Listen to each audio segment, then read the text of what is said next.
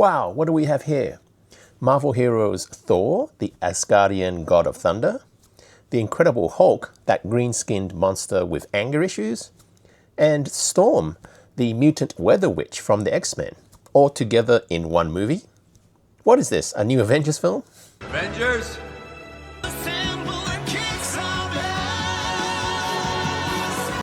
No, it's Crime 101, or Crime 101, a decidedly non-superhero film set in Los Angeles. And this is my full review. Crime 101 is an absorbing, slow-burn crime thriller that rewards the patient viewer. So if you're looking for non-stop action, lots of gunplay, what a predicament! multiple shootouts, numerous fistfights, or chases on foot and by car. Look out! Hey! No, don't get up. Hey, it smells delicious. Dinner's ready. What? Then this may not be for you. But if you like a complex story with complex characters, then this may fit the bill. It's right up your alley. Based on a novella or short story by renowned crime writer Don Winslow, who actually has quite a prominent presence on social media and sounds like a pretty cool, badass guy, Crime 101 features a stellar cast, including Marvel Cinematic Universe or MCU buddies Chris Hemsworth and Mark Ruffalo, as well as Oscar winner Halle Berry, and an esteemed group of previous Oscar nominees. The film's got plenty of layers, often slick but occasionally gritty, and I think it's worth one's time, even if it just falls short of greatness. Good, not great. The film begins with a high-stakes heist. Mike Davis, played by Chris Hemsworth, is responsible for a string of robberies in the Los Angeles area. But during his latest job, he has a close brush with death. This event makes him question whether he wants to continue his illicit and dangerous lifestyle. Danger's my middle name. Lou Lubusnik, played by Mark Ruffalo, is the veteran police detective who's hot on Mike's trail. Lou receives pushback from his superiors, who want him to close the case quickly, but believe he's on a wild goose chase. Yeah, wild goose chase. I love wild goose chases. Meanwhile, insurance salesperson Sharon Combs, played by Halle Berry, is dissatisfied with her job selling policies to millionaires. Do you have life insurance? When her long-promised job promotion is delayed, she wonders whether it's worth toiling away. All three, Mike, Lou, and Sharon, are of course destined to meet when a high society wedding puts millions of dollars in cash and diamonds in play and up for grabs. Hey, alert! Easy money. Now, I'm not familiar with author Don Winslow's works, but his bibliography includes several novels that have won or been finalists for various industry prizes awarded to crime fiction. He has even had a novel previously turned into a film. That was Oliver Stone's Savages back in 2012, and several others where adaptations have been discussed or are forthcoming. So it's fair to say his reputation precedes him. He's pretty good, I guess. As for Crime 101, the film belongs in the class of cool, complex, character-driven crime thrillers set in and around Los Angeles, a group that includes great films such as Michael Mann's Heat from 1995, as well as Curtis Hanson's LA Confidential from 1997. Heck, you could even throw in the Tom Cruise Jamie Foxx thriller Collateral from 2004, another film directed by Michael Mann, which shares some tonal and stylistic similarities with Crime 101. These prior films all featured great character work, and Crime 101 doesn't skimp on that aspect. Each of the three main characters are developed enough to understand their backgrounds, their motivations, their fears, and their frustrations. Indeed, given all their various flaws, I would have liked even more character exploration. But that would have ballooned the runtime. The supporting characters are more one note, but within an already robust 140-minute runtime that must accommodate numerous plot intricacies and a few action set pieces, we must make do with what we get. Your screenplays are too long. I've heard that before. Maybe too long. Too long. Too long. Too long. I've heard that before. Crime 101 features a few action sequences, but as I mentioned earlier, it's not an action-heavy film. The one car chase in the film is pretty well done, perhaps included as a homage to Bullet, the 1968 crime caper that starred an ultra-cool Steve McQueen, whose name is mentioned in the film, and contains what is generally considered as one of the greatest car chases in Hollywood history.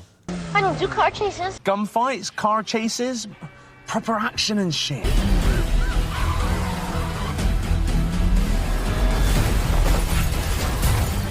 The climactic cat-and-mouse style confrontation in Crime 101 ratchets up a little more tension as we await to see who comes out on top. But the payoff is snappy and doesn't overextend itself just for the hell of it. Why did you do it? I don't know. I'm making this up as I go. Los Angeles must be a prime breeding ground for moral grayness, or at least fertile enough to sprout such dilemmas or temptations. Our main characters, much like those in LA Confidential, partake in and witness acts that skirt the line between right and wrong, good and bad. Morality sucks. While the consequences and the ultimate redemptions are not as fleshed out nor as fully earned as in LA Confidential, Crime 101 does make an earnest attempt. If only there were 20 minutes or more of additional runtime, Crime 101 could have approached the greatness of that earlier crime classic. But then many might have said it went on way too long. I've heard that before. Now, not having read the film's original source, I don't know the specifics of what has been left in or removed in the translation from book to screen. I did find out that the title, Crime 101, refers to a set of rules, a code, if you will, that Mike conducts his life by. Was it code red? Now, in the film, there's no mention of any of those rules or the code, or why the term Crime 101 has any meaning for Mike. Now, for the audience, the 101 in the title is a reference to US 101, the highway that starts in Los Angeles and connects all the crimes. And a second point of difference, the novella seems to be more of a duel between Mike and Lou, between the hunter and the hunted, with Sharon being more of a supporting character. In the film, however, Sharon shares center stage with both Mike and Lou. I understand, of course, when you have Oscar winner Halle Berry as part of the cast, why not elevate her presence, right? Halle Berry. That has a kick. Now let's turn to the acting, which I would say is solid across the board rather than great. Hemsworth's thespian strengths lie with his charisma and comedic timing. Yes! But here he plays a more inhibited figure, one with a haunted past. It's a nice challenge for the Aussie actor to go beyond what he's good at and comfortable with. Is it a slam dunk? Not quite, but it's not too bad either. Hemsworth's MCU colleague Ruffalo plays another disheveled police detective type, much like he did in the recent HBO series Task. But save for a short conversation with his estranged wife, played by Jennifer Jason Leigh, there's not much time to explore his personal or family life. Now, as a longtime MCU fan, given we have the actors that plays Thor and the Hulk in those films, I was hoping secretly for a throwaway MCU reference, like they're friends from work or a similar quip. Hey, we know each other. He's a friend from work. But I guess it was too much to hope for, given they play characters on opposite sides of the law. Halle Berry is adequate as the loyal female employee who's put in the work at work, but doesn't receive her due. A reflection of corporate reality, I'm sure. There are numerous scenes where she is front and center, as well as many other scenes where she gets to interact with Hemsworth and separately Ruffalo. If there's any doubt who's one of the lead characters, Berry's prominence in this film should erase that. I'm not your sidekick. The supporting cast is impressive, with a bevy of Oscar nominees leading the way. Gravel-voiced veteran Nick Nolte, a 3-time Oscar nominee, plays Money. Yes, that's his name. He is Mike's fence, a rather affectionate or industry term for the middleman in these transactions. Vince? What kind of stupid name is that? When Mike expresses doubts about his next job, money brings in Ormond, a highly strung thief and enforcer played by Irish actor Barry Keoghan, who was Oscar nominated for The Banshees of Inisherin back in 2022. Keoghan is effective playing the heavy, but little else is known about him. We also have Monica Barbero, Oscar nominee for 2024's A Complete Unknown.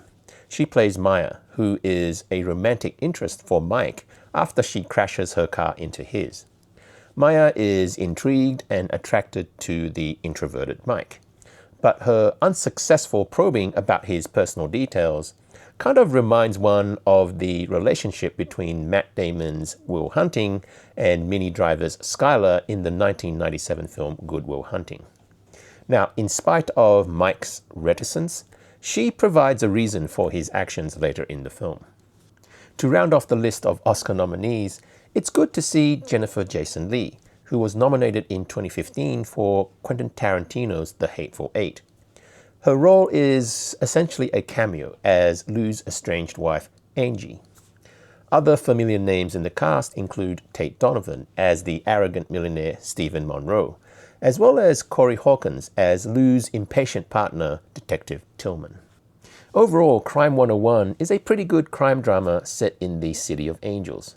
It doesn't quite achieve the same lofty heights as other crime dramas set in LA that I've mentioned previously, but it has enough of a good story, allied to steady character development, and of course star power to warrant a watch.